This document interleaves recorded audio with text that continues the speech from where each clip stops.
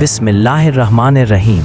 आप देख रहे हैं स्कोप ट्रेंड्स होराइजन, वो प्लेटफॉर्म जहां हम दुनिया की सियासत, मईशत और ताकत के इन खेलों पर रोशनी डालते हैं या फिर मसख करके पेश करता है।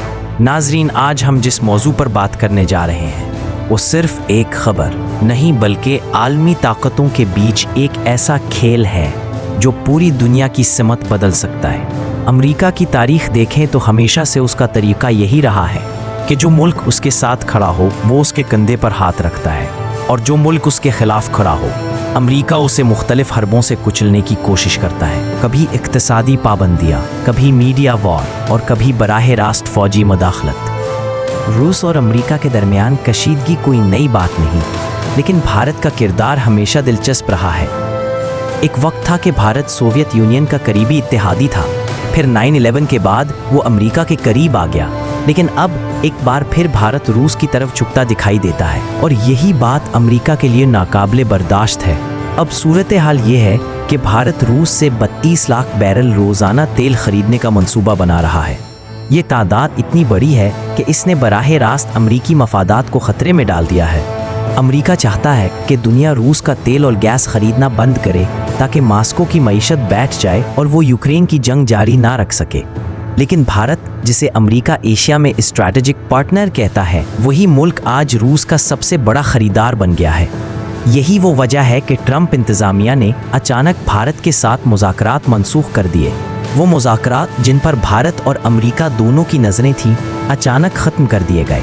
अमेरिका के नज़दीक भारत को सज़ा देना अब ज़रूरी है, लेकिन सवाल ये है कि ये सज़ा किस शक्ल में होगी। माशी दबाव। अमेरिका भारत की बरामदात पर मज़ीद टैरिफ लगा सकता है। इस वक्त भारत की आईटी इंडस्ट्री और टेक्सटाइल अमेरिका के लिए अहम है।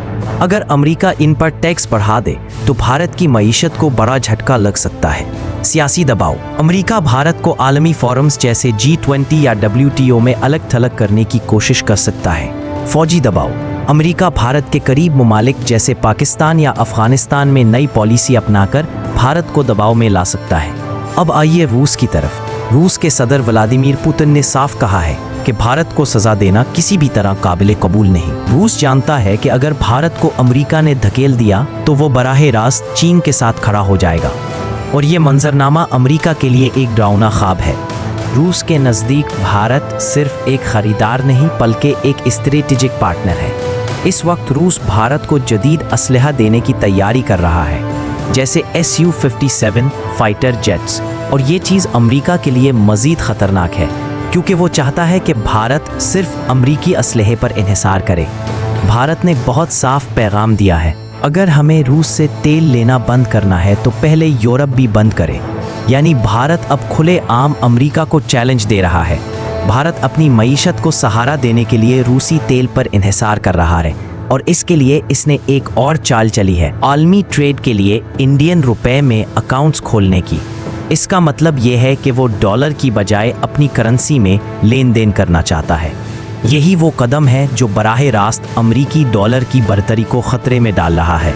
अब ज़रा चीन पर गौर करें। चीन और भारत के दरमियान सरहदी तनाज़ात है, लेकिन दोनों ममालिक का एक मुश्तरका मफाद है, अमेरिका की इजारादारी ख़त्म करना।